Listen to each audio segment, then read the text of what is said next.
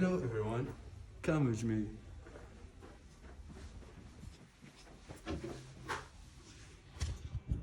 Today we will speak about the difference between Netherlands and New Zealand in different subjects. The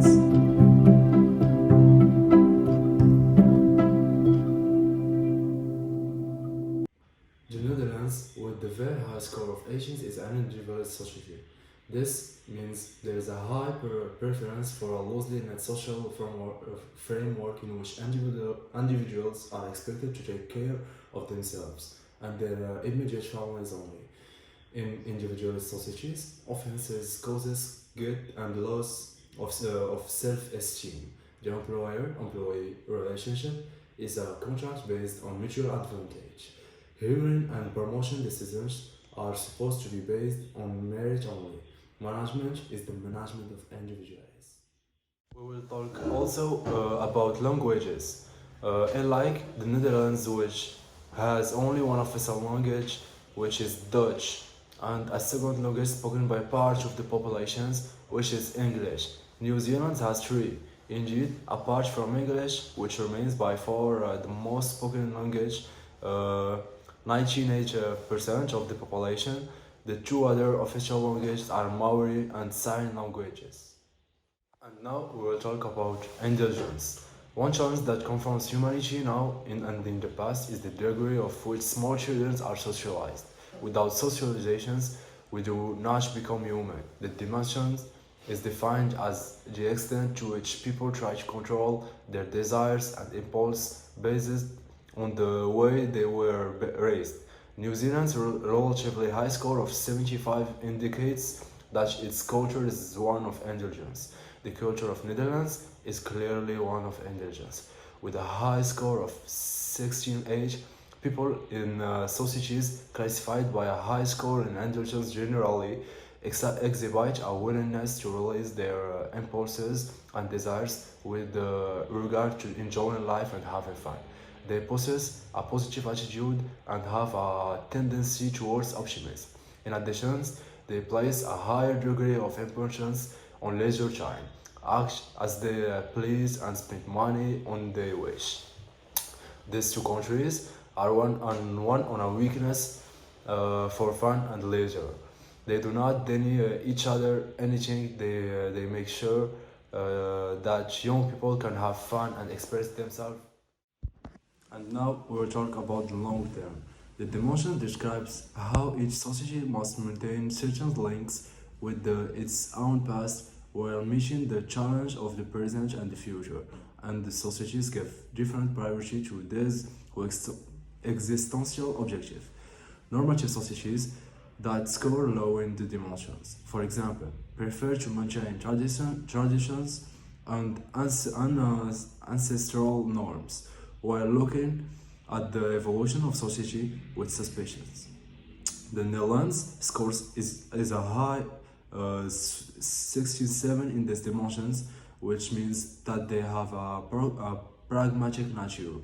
In societies with pragmatic orientations, people believe that the truth depends very much on the situations, context, and time. They demonstrate an ability to easily adapt, save and invest thrift and perseverance in achieving results. Normative societies that become low in these dimensions, for example, prefer to maintain traditions and ancestral norms with looking at the evolution of a society with suspicions. With a low score of 33 in this dimension, New Zealand's proven to be a normative country. People in the societies have a great concern for stabilization's absolute truth. They are normative in their thinking. They show great respect for traditions, a relatively low propensity to save for the future, and a concern for quick results. So, gender inequality in the world of work between Netherlands and New Zealand. In Netherlands, from a social and economic point of view, the Netherlands tends to be seen as a progressive country, known for its innovative economy, its digital performance, and for having the happiest children in the world. However, one area in which the Netherlands does not perform as well is the positions of women in the labor market. While Dutch women perform well in educations and women's participation levels are relatively high on average, women work for fewer hours than men, and their contributions to gross domestic products GDP is much lower and that of men.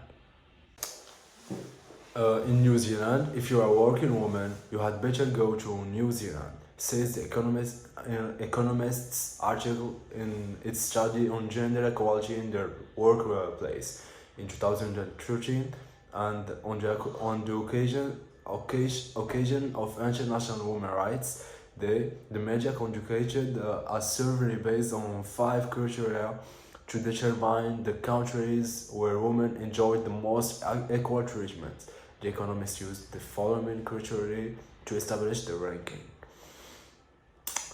We'll start with the difference in wages between men and women, a comparison between the number of men and women who have completed higher educations, women participations in the labor market, the proportions of women in high-level positions, the net cost of child care costs relative to average wages. The gender wage gap has narrowed since 1998, 16.3%, but it has stagnated over the past this decade. Despite this, it remains one of the smallest gaps in the world when full-time works are compared. We now know that these factors explains only about 20% of the gender wage gap. New Zealand is known to have the most female governments in the world. It is the only country in the world where all senior positions have been held by women, whether as a head of state, Queen of England and Queen of Maori, governors, generals, prime ministers, speakers of the House of Responsibility or Chief Justice. Thank you everyone for watching. See you next time.